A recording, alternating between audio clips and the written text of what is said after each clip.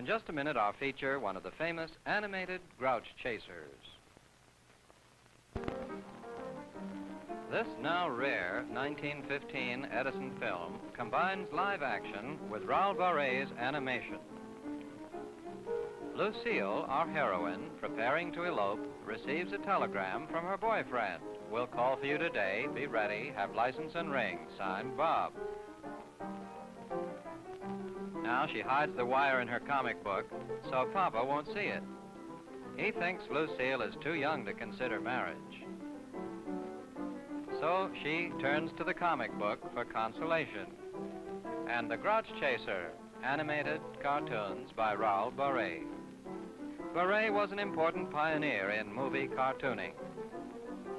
Tales of Silas Buncombe. That's Silas on the stump telling a tall tale.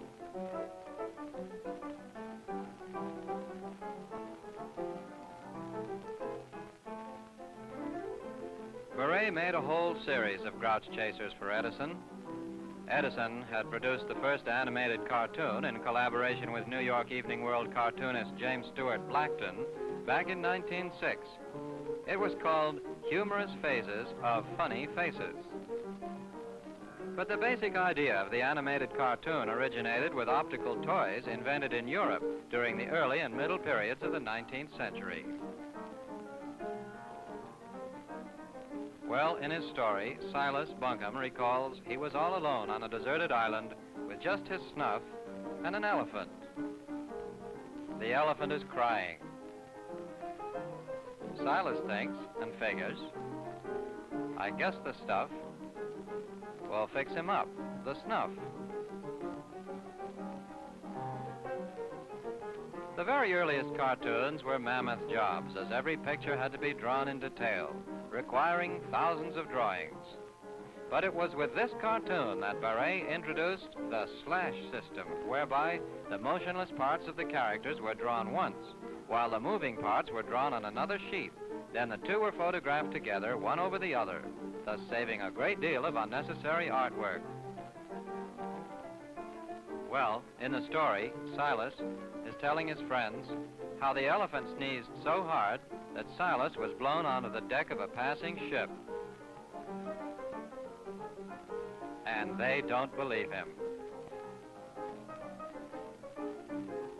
Back to the live action. Lucille has finished Silas Buncombe's tale and decides to see if Bob is coming. And he is, played by Johnny Walker, sporting a brand new 1915 Packard. Lucille's going to surprise him. Uh-oh, stalled. He'll have to get out and get under in his new duster. Such language.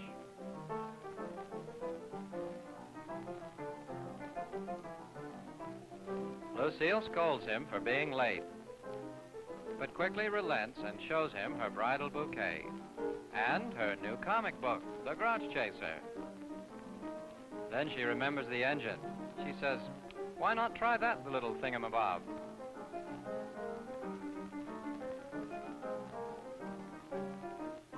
She knew all about it. As plots go, this one doesn't go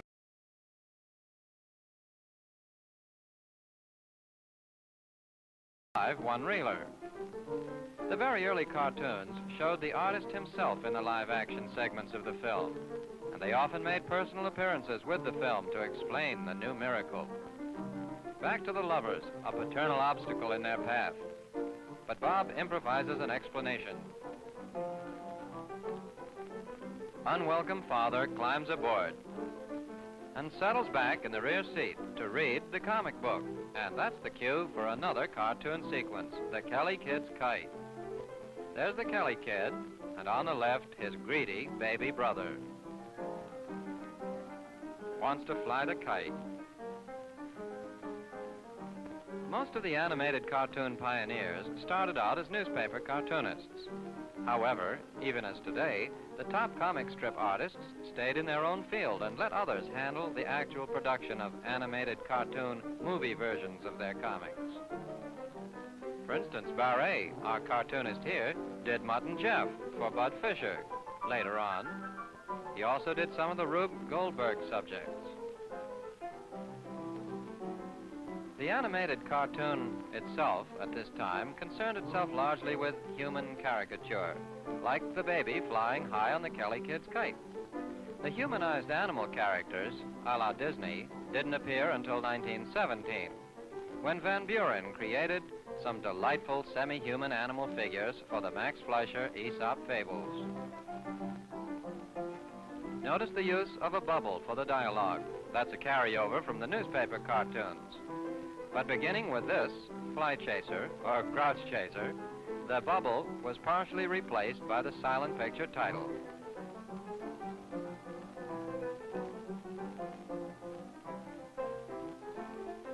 Some of the modern cartoons are criticized as too cruel and sadistic for children, but you can see by this sequence that the early cartoons were violent too. The crow is grounded. Baby Kelly is still in the air. Until 1913, the animated cartoon had been little more than a novelty used at the end of a newsreel or vaudeville act. The history of animated cartoons as a practical form of entertainment really dates from that year, 1913, when John Bray's The Artist's Dream was released. Baby falls on the farm. The next year, 1914, saw Colonel He's a Liar, another successful Bray series. Now back to the live action.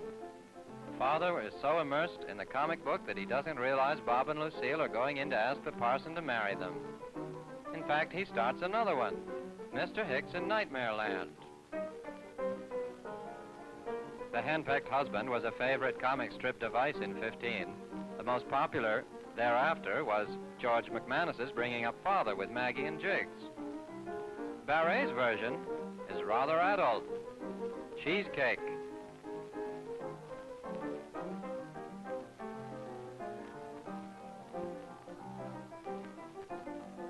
Mrs. Hicks catches him and follows a no-holds-barred knockdown between him and his monstrous missus.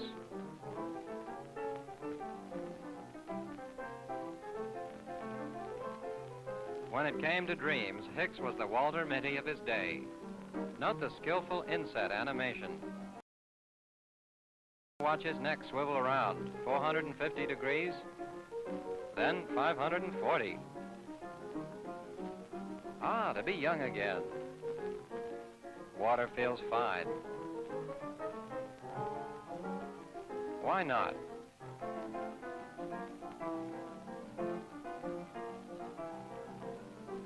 But the fountain of youth overdoes things a bit.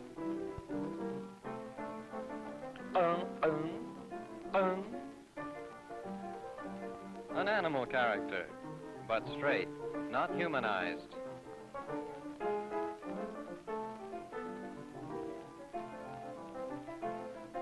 Baby Hicks discovers that being knee-high to a frog has its dangerous aspects.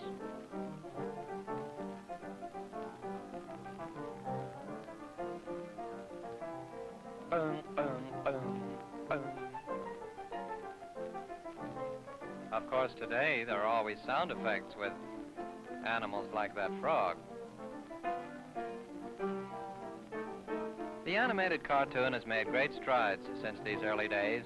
However, the cartoon is still the least dated of all film product. The animated portions of this picture, for instance, certainly are far less outmoded than the live segments. Baby Hicks is booted from the bottle babe to a beautiful babe on a bench. And he doesn't mind a bit until he woke up. Back in the lap of reality, the end of a beautiful dream. Father laughs, but he won't laugh in another second when he finds that telegram Lucille left in the book. Have license and ring? What's this? Why, they've tricked me, says Pop.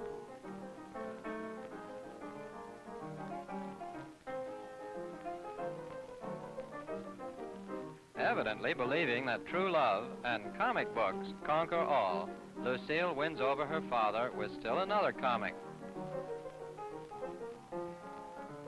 The pleasure of being a grandpa, none too subtle an appeal to his paternal instincts. And Barré's technique is particularly advanced here, with shadow and another inset.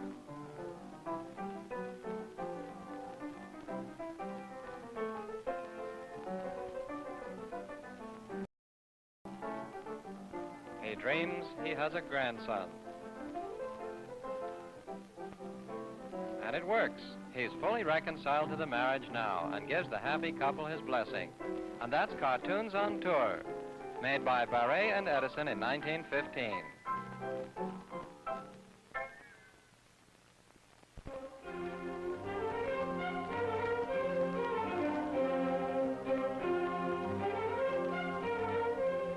So concludes this issue of Movie Museum, bringing you on television an exceptional collection of motion picture history, including many films screened for the first time in over half a century.